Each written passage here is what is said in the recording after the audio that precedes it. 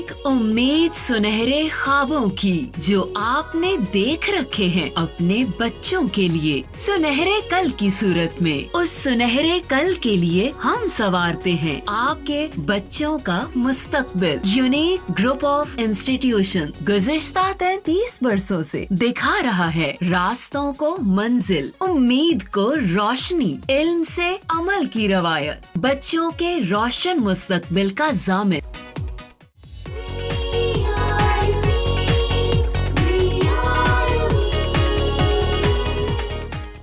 औज़ुबिल्लाहि मिनश्शैतानिर्रजीम बिस्मिल्लाहिर्रहमानिर्रहीम।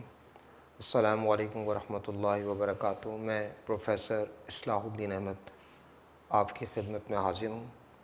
आज बेटा हमारा लेक्चर नंबर 2 है। लेक्चर नंबर 1 में हमने सूरह अहज़ाब रुकू नंबर 1 उसके MCQs और शॉर्ट क्वेश्चन किए। आज हम लोग हदीस नंबर 11 फर्स्ट 10 अहादीस जो हैं वो हम लोग 9th क्लास में पढ़ चुके। 10th का जो सिलेबस है उसमें हदीस नंबर 11 से लेकर 20 तक ये ओवरऑल अहादीस का सिलेबस है, जिनमें से फ़र्स्ट 50% में हम लोग फ़र्स्ट 5 अहादीस जो है वो पढ़ेंगे। तो हदीस नंबर 11 बोर्ड पे आपको नज़र आ रही है। अस्सलातु इमादुद्दीन वमन अक़ामहा फ़क़द अक़ामद्दीन वमन हदमहा फ़क़द हदमद्दीन। अस्सलातु नमाज इमादु सुतून है, अद्दीनु दीन का, नमाज दीन का सुतून है। वमन अक़ामहा व और मन जिसने अक़ामा कायम किया हा इसे, वमन अक़ामहा और जिसने इसे कायम किया, फ़क़द अक़ामद्दीन फ़ा तो क़द बेशक या पस अक़ामा कायम किया दीनु दीन को, फ़क़द अक़ामद्दीन तो बेशक उसने दीन को कायम किया। वमन हदमहा वा और मन जिसने हदमा ढा दिया या छोड़ दिया हा इसे, वमन हदमहा और जिसने इसे ढा दिया, फ़क़द हदमद्दीन फ़ा तो क़द गोया या बेशक हदमा ढा दिया दीनु दीन को, तो गोया उसने दीन को ढा दिया या गिरा दिया। तो बेटा ये हदीस मुबारका जो है आपको नज़र आ रहा है कि नमाज के बारे में नबी पाक अलैहिस्सलाम की हदीस, और हम लोगों के जो बुनियादी इस्लाम के 5 बुनियादी अरकान हैं, तौहीद, नमाज, रोज़ा, ज़कात, हज। अरकान का वाहिद होता है रुकन। क्या? रुकन। रुकन से मुराद होता है सुतून।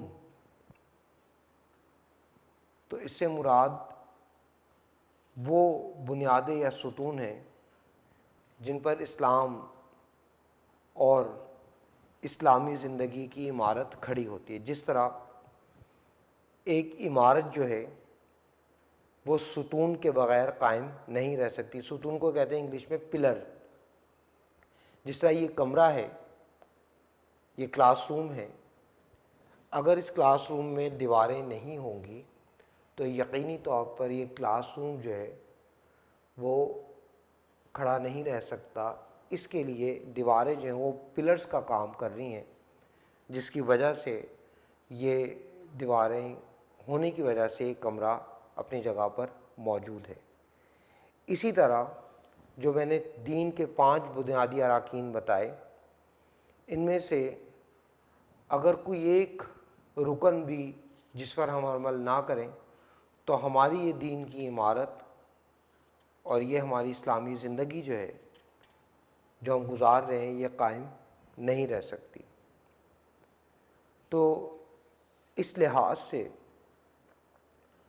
नमाज की बहुत ज़्यादा अहमियत है, और ख़ास तौर पर अगर हम इसको मौजूदा दौर के लिहाज से देखें, जो हालात जा रहे हैं उसमें तो और इसकी हकीकत जो है वो हमारे ऊपर आश्कार हो जानी चाहिए कि नमाज की कितनी ज़्यादा अहमियत है। ये वो वाहिद ज़रिया है कि जिसकी वजह से हम अपने आप को गुनाहों से भी बचा सकते हैं और अपने रब को राज़ी भी कर सकते हैं।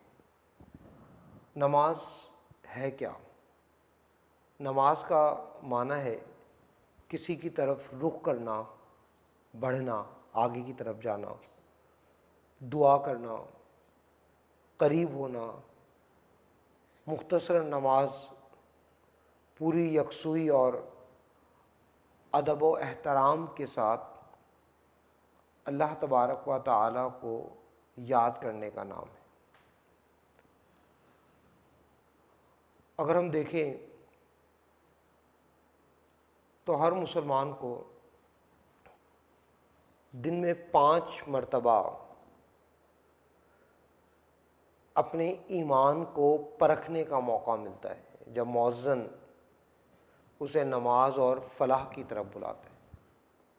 مؤذن کہتا ہے حی علی الصلاۃ، آؤ نماز کی طرف، حی علی الفلاح، آؤ کامیابی کی طرف۔ اگر ہم اس کی اس آواز پر لبیک کہہ دیں اور جیسی اذان سنیں مسجد کی طرف متوجہ ہوں، مسجد کی طرف جائیں، تو گویا ہم لوگوں نے اپنے ایمان کی صداقت کی گواہی دے دی۔ نماز ہی وہ ذریعہ ہے جو اللہ تبارک و تعالیٰ اور بندے کے درمیان رابطے کا ذریعہ ہے۔ تو اس کی اہمیت اس لحاظ سے بھی بہت زیادہ اہمیت ہے کہ میں اکثر یہ بات کہتا ہوں کہ جس رب کے حضور ہم حاضر نہیں ہوتے، ہم نماز نہیں پڑھتے، ساری زندگی مسجد کا رخ نہیں کرتے، وہ رب ہم سے اتنا پیار کرتا ہے کہ ہم میں سے کوئی مسلمان ایسا نہیں ہوگا جو بغیر نماز کے اس دنیا سے چلا جائے، یعنی اس کا لازمی طور پر نماز جنازہ جو ہے وہ ہوگا۔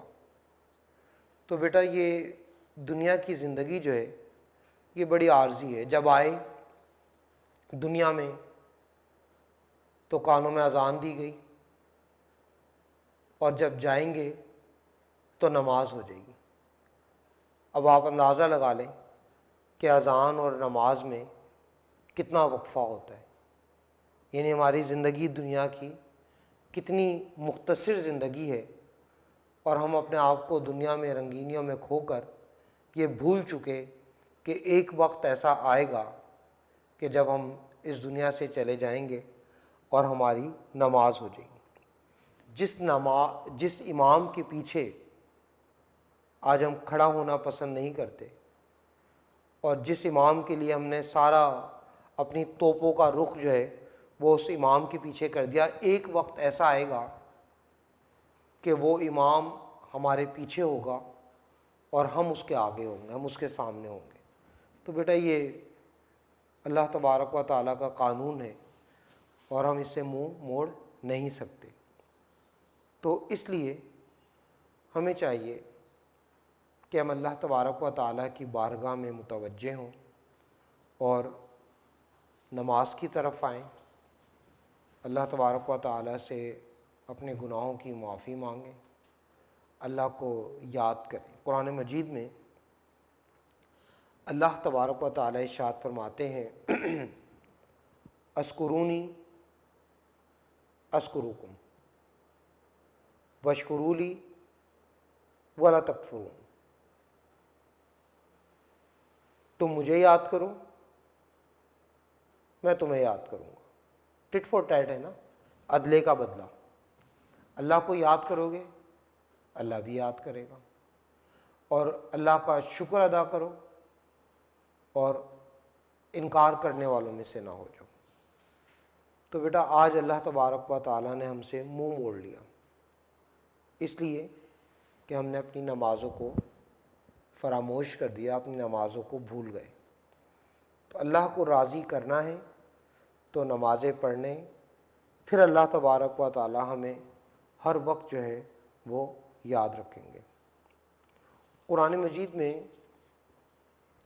اللہ تبارک و تعالیٰ سورۃ النساء میں ارشاد فرماتے ہیں ان الصلاۃ کانت علی المؤمنین کتابا موقوتا، بے شک نماز مومنوں پر مقررہ وقت پر فرض کر دی گئی۔ تو بڑی واضح طور پر اس آیت سے ہمیں یہ پتہ لگ جاتی ہے کہ نماز جان بوجھ کر قصداً قضا کر کے پڑھنا اور اس پر پھر روٹین بنا لینا یہ جائز نہیں ہے۔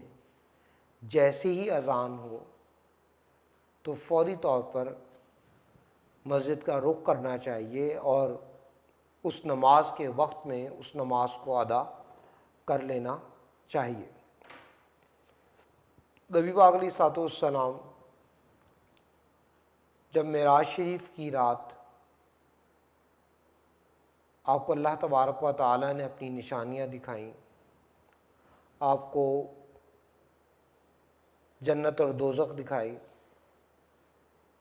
تو وہاں پر نبی پاک علیہ الصلوۃ والسلام کو 5 نمازوں کا تحفہ ملا۔ اگرچہ نمازیں زائد تھیں، تفصیلاً واقعہ اس وقت ڈسکس نہیں ہو سکتا، لیکن کرتے کرتے وہ نمازیں 5 رہ گئیں۔ یہ نبی پاک علیہ الصلوۃ والسلام کو اللہ کی طرف سے تحفہ تھا۔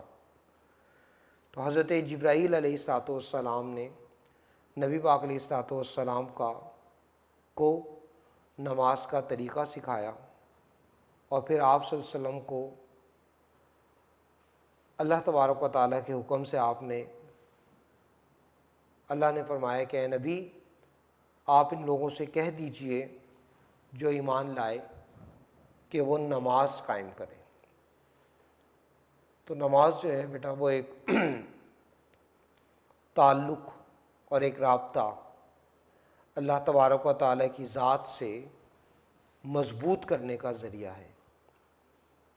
تو اس تعلق کو جتنا زیادہ سے زیادہ ہو سکتا ہے مضبوط کرنا چاہیے۔ 5 نمازیں پڑھنی چاہیے، مکمل پڑھنی چاہیے، تمام رکعتیں پڑھنی چاہیے، تاکہ اللہ تبارک و تعالیٰ جو ہے اس کی بندگی کا حق بھی ادا ہو سکے۔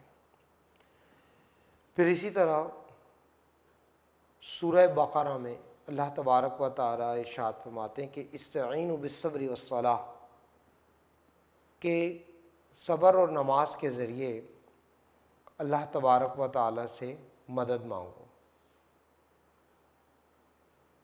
خدا کے سوا چھوڑ دے سب سہارے، کہ ہیں عارضی زور کمزور سارے۔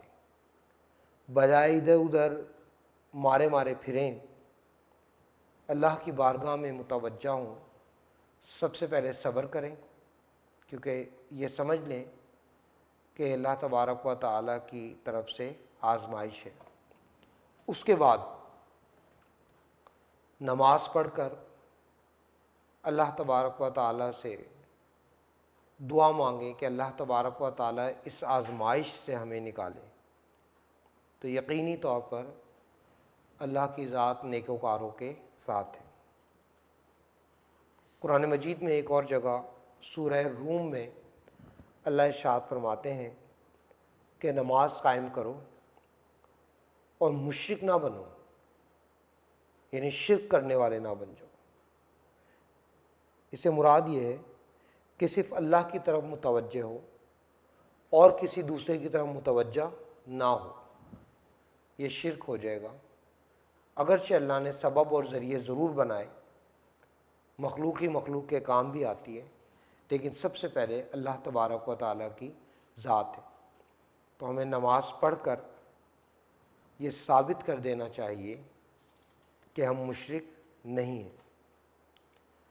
پھر اللہ تبارک و تعالیٰ سورہ طٰہٰ میں ارشاد فرماتے ہیں اقیم الصلاۃ لذکری، کہ میری یاد کے لیے نماز قائم کرو، مجھے یاد کرنے کے لیے۔ پہلے میں نے بتایا تھا کہ اللہ فرماتے ہیں کہ اذکرونی اذکرکم، تم مجھے یاد کرو میں تمہیں یاد کروں گا۔ تو اللہ تبارک و تعالیٰ کو یاد کرنے کے لیے ہمیں چاہیے کہ ہم نماز جو ہے وہ ادا کریں۔ پھر اللہ تبارک و تعالیٰ سورۃ العنکبوت میں ارشاد فرماتے ہیں، آیت نمبر 45، اللہ فرماتے ہیں کہ ان الصلاۃ تنہیٰ عن الفحشاء والمنکر، بے شک نماز بے حیائی اور برے کاموں سے روکتی ہے۔ وہ کیسے؟ وہ اس طرح کہ اگرچہ ہر شخص گناہ کرنے پر قادر ہے، گناہ کر سکتا ہے، گناہ کرنے پر قدرت رکھتا ہے، لیکن جو نمازی ہے اگر خدا نخواستہ بشری تقاضوں کو سامنے رکھتے ہوئے اگر وہ کوئی گناہ کرنا بھی چاہے گا تو وہ صرف اس وجہ سے رک جائے گا کہ وہ نمازی ہے۔ اس کی غیرت اس کو اس بات کی اجازت نہیں دے گی کہ وہ گناہ اور برائی کا کام کرے۔ تو لہٰذا نماز ہی وہ ذریعہ ہے جو انسان کو گناہ اور برائی کے کاموں سے روکتی ہے۔ سورہ مدثر آیت نمبر 42 اور 43 میں اللہ تبارک و تعالیٰ ارشاد فرماتے ہیں، یہ ایک ڈائلاگ ہے نمازی اور بے نمازی کے درمیان۔ اہل جنت جو ہیں وہ اہل جہنم سے پوچھیں گے کہ ما سلککم فی سقر، ما سلککم فی سقر، تمہیں کس چیز نے دوزخ میں ڈالا، تمہیں کس چیز نے دوزخ میں ڈالا؟ تو جو اہل جہنم ہے وہ جواب دیں گے کہ لم نکو من المصلین، کہ ہم وہ ہیں جو نماز نہیں پڑھتے تھے، مسلمان تو تھے لیکن بے نمازی تھے۔ تو بیٹا یہ دنیا جو ہے یہ آخرت کی کھیتی ہے، دنیا مزرعۃ الآخرہ، دنیا ایک امتحان گاہ ہے، لیکن یہ جیسے ہر امتحان کا رزلٹ ہوتا ہے اسی طرح اس دنیا کا رزلٹ اللہ نے پہلے ہی اناؤنس کر دیا۔ اللہ نے بتا دیا کہ جو بے نمازی ہیں وہ یقینی طور پر دوزخ میں جائیں گے۔ ہم کتنی دعائیں کرتے رہتے ہیں ہمیشہ اللہ سے، یا اللہ ہمیں جنت میں بھیج دے، ہمیں جنت میں بھیج دے، لیکن نماز کی طرف توجہ نہیں ہے۔ تو اب ایک شخص بے نمازی ہو اور وہ کہے کہ میں جنت میں چلا جاؤں گا تو یہ اس کی خام خیالی ہے، ایسا نہیں ہے، وہ یقینی طور پر دوزخی شخص ہے۔ تو یہاں پہ ہم نے اپنی اکاؤنٹیبلٹی کرنی ہے، اپنا احتساب کرنا ہے، اپنا جائزہ لینا ہے کہ ہم کس جگہ پہ کھڑے ہیں، کیا ہم اس بات کے حقدار ہیں کہ ہم جنت میں جائیں۔ تو بیٹا جنت میں جانے کے لیے نہ صرف یہ کہ نماز پڑھنی ہے بلکہ نماز کے ساتھ ساتھ اپنے اعمال کا بھی جائزہ لیتے رہنا ہے تاکہ جنت کا حصول یقینی ہو جائے۔ اس کے بعد نبی پاک علیہ الصلوۃ والسلام ارشاد فرماتے ہیں کہ تم ایسے نماز پڑھو جیسے مجھے پڑھتے دیکھتے ہو، یعنی کہ جس طرح سے نبی نے نماز پڑھی ہم بھی اسی طرح نماز پڑھیں، جس خشوع و خضوع کے ساتھ، جس عاجزی کے ساتھ آپ نے نماز پڑھی ہمیں چاہیے کہ ہم بھی ویسے ہی نماز پڑھیں۔ خشوع و خضوع ہوتا ہے عاجزی اور انکساری، ڈر اور خوف۔ انسان یہ سمجھ لے کہ وہ کسی معمولی ہستی کے سامنے حاضر نہیں ہے بلکہ وہ اپنے رب کے سامنے حاضر ہے۔ تو نماز دین کا ستون ہے، دین کا پلر ہے، جو کہ ہم نے حدیث کے سٹارٹ میں ہی پڑھا۔ پھر ایک جگہ ارشاد ہوتا ہے کہ من ترک الصلاۃ متعمدا فقد کفر، جس نے جان بوجھ کر نماز چھوڑی تو گویا اس نے کفر کیا۔ کوئی مجبوری نہیں تھی، صرف ایک صورت ایسی ہے خاص طور پر جس میں انسان کو نماز چھوڑنے کا حکم ہے، وہ نماز چھوڑے گا، اور وہ وقت ہے نزع کا وقت، وہ وقت جب حضرت اسرائیل علیہ الصلوۃ والسلام انسان کی جان نکال رہے ہوں گے، اس کی روح قبض کر رہے ہوں گے، وہ وقت ہے جب نماز کی معافی ہے، ورنہ نماز کی کسی صورت بھی معافی نہیں ہے۔ تو اگر کوئی شخص قصداً جان بوجھ کر نماز چھوڑ رہا ہے تو آپ صلی اللہ علیہ وسلم نے فرمایا کہ اس نے کفر کیا، وہ اللہ کا منکر ہو گیا، اللہ کا انکاری ہو گیا۔ اسی طرح نماز مومن کی معراج ہے۔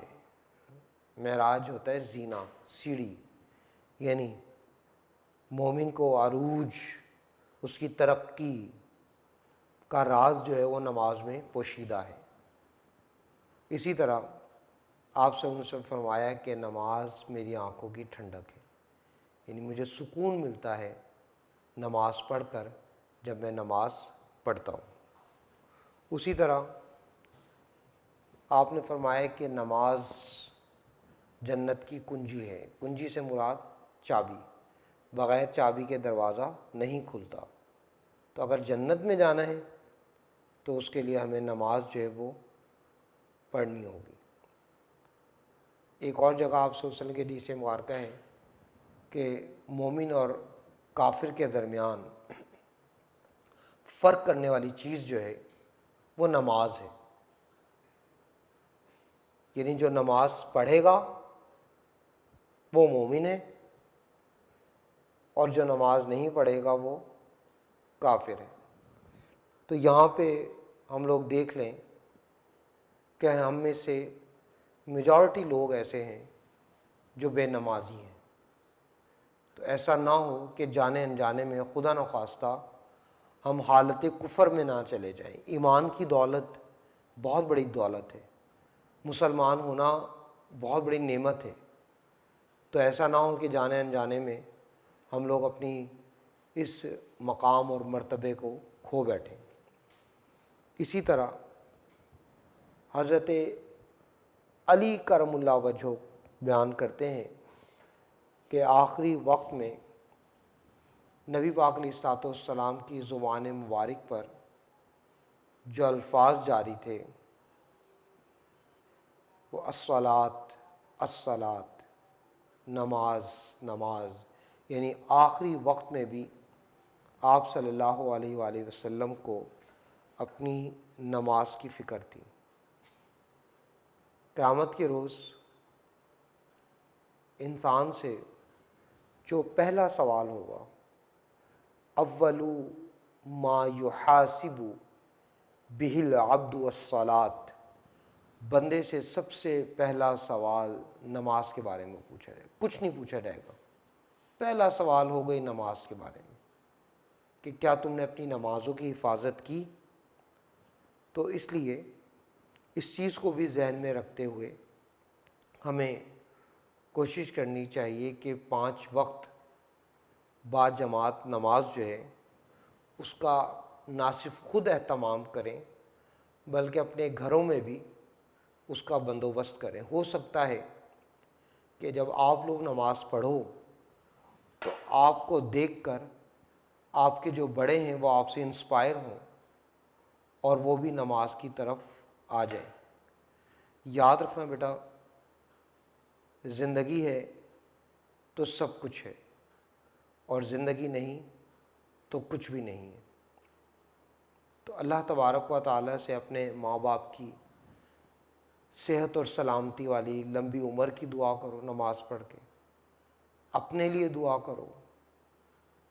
اس بات کو ہم لوگ بخوبی سمجھتے ہیں کہ بہت حرج ہو رہا ہے آپ کی پڑھائی کا بھی اور دیگر معاملات کا بھی، جو کہ ایک اچھی بات نہیں ہے، لیکن جب برا وقت آتا ہے تو صبر کے ساتھ اس کا مقابلہ کرنا چاہیے، نماز کے ساتھ اس کا مقابلہ کرنا چاہیے۔ نمازیں پڑھیں، اللہ تبارک و تعالیٰ سے دعا کریں، اپنے گھر والوں کے لیے دعا کریں۔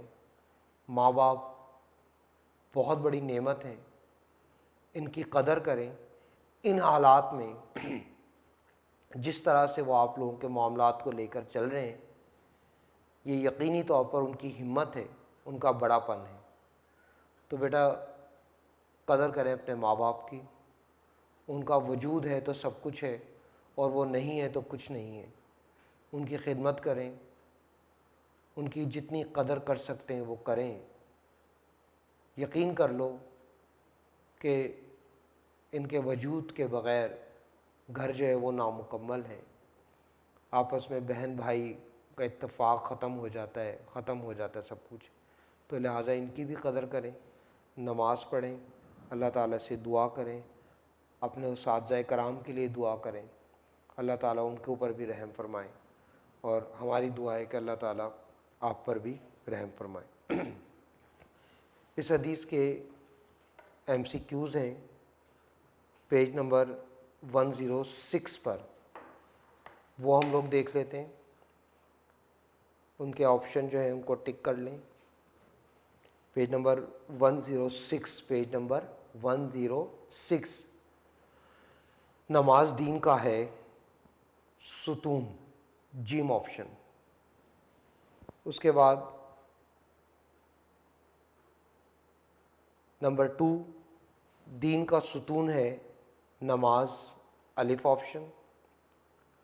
نمبر 3، ہر مسلمان کے لیے روزانہ ایمان کے امتحان کا کتنی بار موقع آتا ہے؟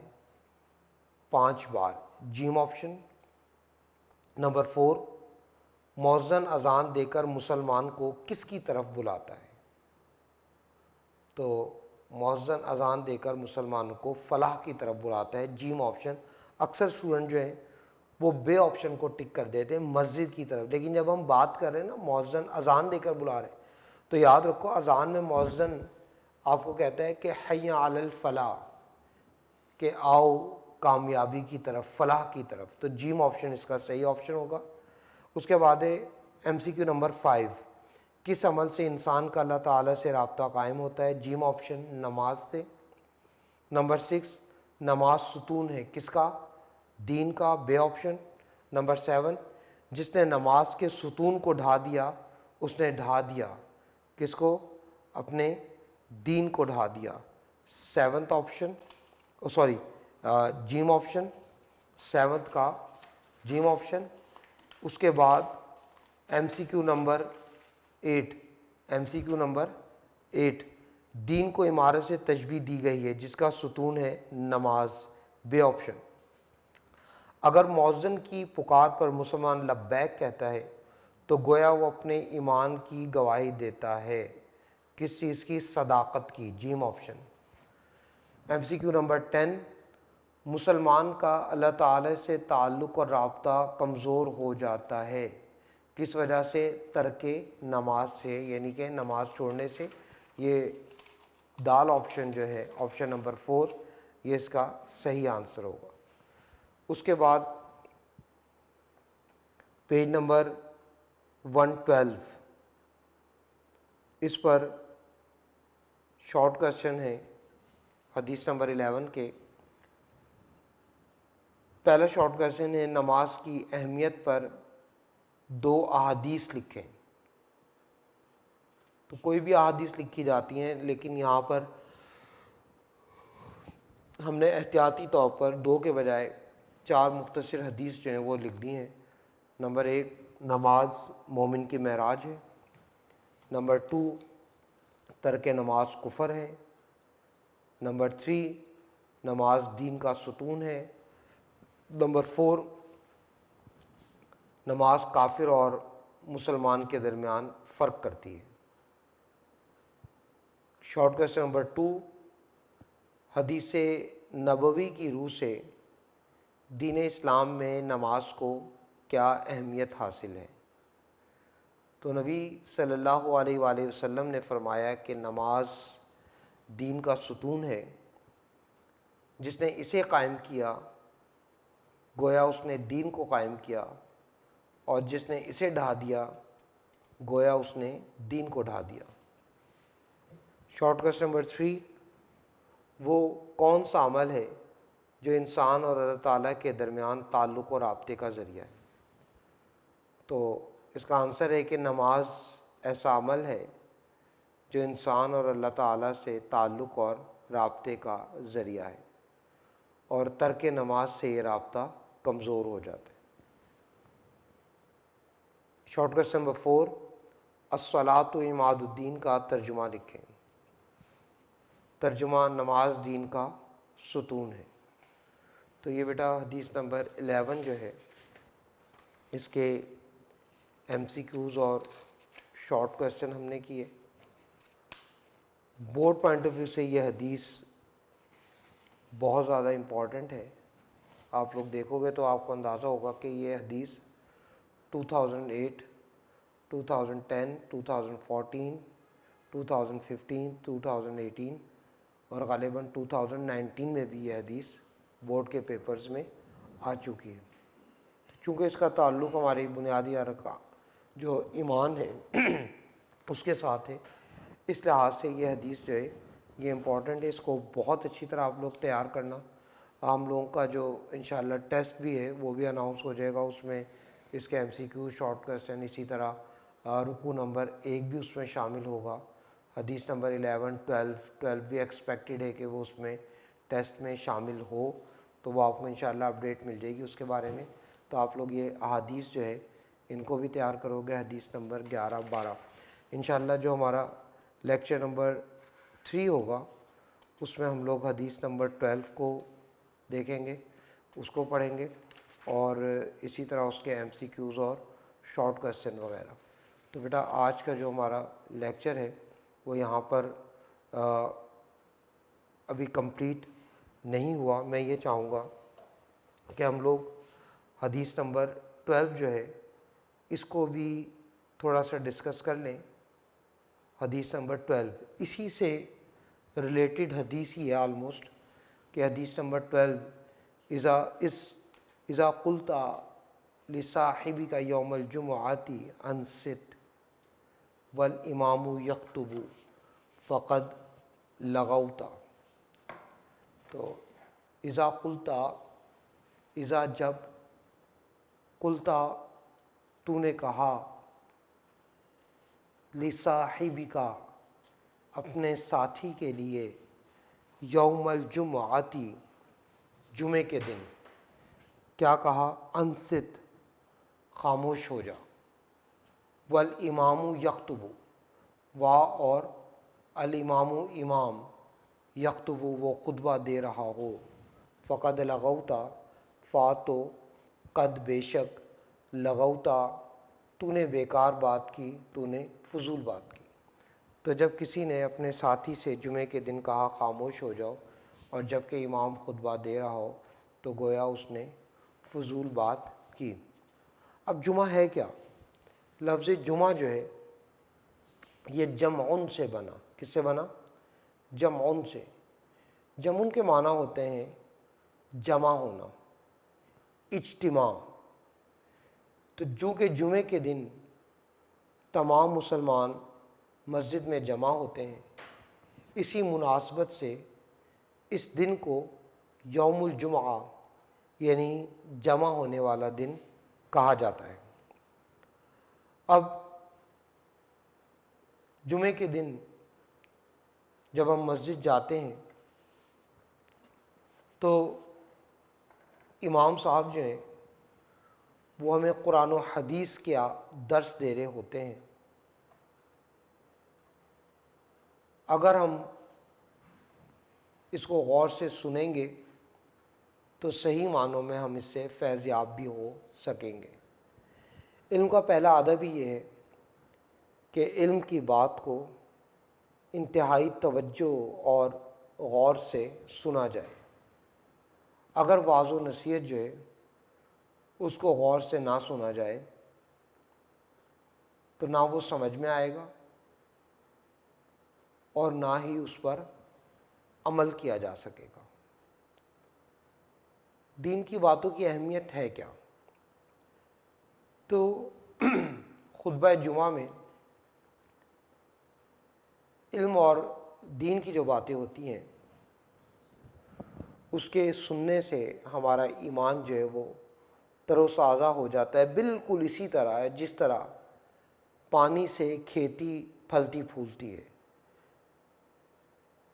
تو یہی وجہ ہے کہ اسلام نے ہفتے میں ایک دن یعنی کہ جمعے کا دن مقرر کر دیا تاکہ لوگ جمع ہو کر دین کی باتوں کو سنیں۔ اس سے ان کا ایمان اور عقیدہ جو ہے وہ اور زیادہ مضبوط ہو جاتا ہے اور وہ اسلامی تعلیمات پر عمل کرنے لگتے ہیں۔ تو مسجد میں جائیں، دین کی باتوں کو غور سے سنیں تاکہ وہ سمجھ میں آئیں، اور جو بات سمجھ میں آئے گی اس پر عمل کرنا جو ہے وہ آسان ہو جاتا ہے۔ خطبہ جمعہ جو ہے اس کی اہمیت اور افادیت کا اندازہ اس بات سے لگایا جا سکتا ہے کہ خطبہ جمعہ جو ہے وہ 2 رکعت نماز کے برابر ہے۔ نماز سے پہلے خطبہ دیا جاتا ہے جس کا سننا ہر مسلمان پر واجب ہے۔ یہ انسان کے لیے اس کی اسلامی تعلیمات جو ہیں اس کے بارے میں رہنمائی کا ذریعہ ہے۔ اگر ہم جمعے کے دن اپنے امام کی، علماء کرام کی باتوں کو غور سے نہیں سنیں گے یا دیر سے مسجد میں آئیں گے یا ادھر ادھر کی باتوں میں اپنا وقت ضائع کریں گے تو اندیشہ ہے کہ جمعے کی برکتیں جو ہیں وہ زائل ہو جائیں گی۔ لہٰذا مسجد میں وقت پر پہنچنا، خصوصی طور پر جمعے کی نماز میں اور امام کی باتوں کو سننا، یہ واجب ہے۔ سورۃ الجمعہ میں اللہ تبارک و تعالی ارشاد فرماتے ہیں کہ جب جمعے کے دن نماز کے لیے پکارا جائے تو اللہ کے ذکر کی طرف دوڑے چلے آؤ۔ دوڑے چلے آؤ سے مراد فوراً آؤ، جلدی آؤ، اور خرید و فروخت ترک کر دو۔ اگر تم سمجھو تو یہ تمہارے لیے بہتر ہے، یعنی کہ ترک کر دینا ہوتا ہے کہ وقتی طور پر چھوڑ دینا، یعنی جیسے ہی جمعے کے لیے بلائے جائے تو مسجد فوراً آنا چاہیے، اور اس کے بعد نماز کے بعد اپنے دیگر امور جو ہیں انہیں سر انجام دینا چاہیے۔ خطبہ جمعہ جو ہے اس کے بارے میں حضرت امام شافعی رحمۃ اللہ علیہ کا ارشاد ہے، آپ نے فرمایا کہ ہمارے زمانے کی سب سے بڑی بدعت ہوتا ہے دین میں کسی نئی چیز کا اضافہ۔ وہ ایک الگ ٹاپک ہے، بدعت حسنہ اور بدعت سیئہ۔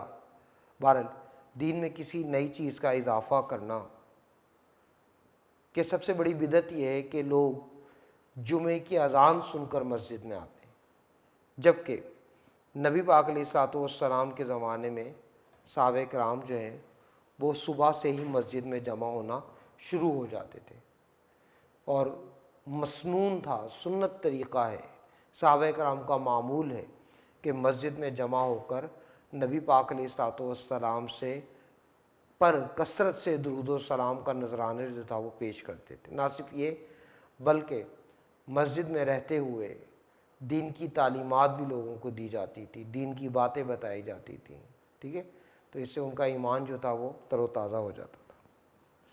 تو بیٹا اسی طرح کچھ آداب بھی ہیں خطبہ جمعہ کے، جیسے کہ خطبہ جمعہ میں امام صاحب جب کھڑے ہوں اس وقت سے لے کر آخر تک ہر قسم کا ذکر و اذکار، کھانا پینا، ہر قسم کا کلام، یہاں تک کہ سلام کرنا اور سلام کا جواب دینا بھی جائز نہیں ہے، منع ہے۔ امر بالمعروف یعنی لوگوں کو نیکی کی دعوت دینا خطبہ جمعے کے دوران یہ بھی جائز نہیں ہے۔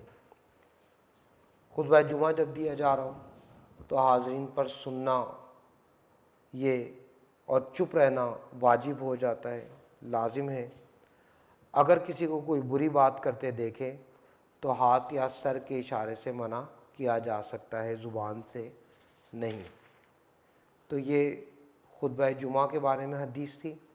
تو آج ہم لوگوں نے حدیث نمبر 11 اور حدیث نمبر 12 یہ 2 احادیث جو ہیں یہ ہم لوگوں نے پڑھ لی ہیں، اور ٹیسٹ کا انشاءاللہ جب بھی ہوگا آپ کو ٹائم مل جائے گا تیاری کے لیے، تو آپ لوگ یہ نہ سمجھنا کہ سلیبس بہت زیادہ ہے، سلیبس یہ مختصر ہوتا ہے۔ اب کیونکہ کوئی مزید ایکٹیویٹی نہیں ہے گھروں میں، تو بہت اچھے طریقے سے اپنے پوری فوکس جو ہے، کنسنٹریٹ جو ہے وہ اپنے کام کی طرف کریں، جو بھی ٹیسٹ وغیرہ ہیں وہ اس کے مطابق اپنی تیاری کریں۔ تو جزاکم اللہ خیرہ، اللہ حافظ، فی امان اللہ۔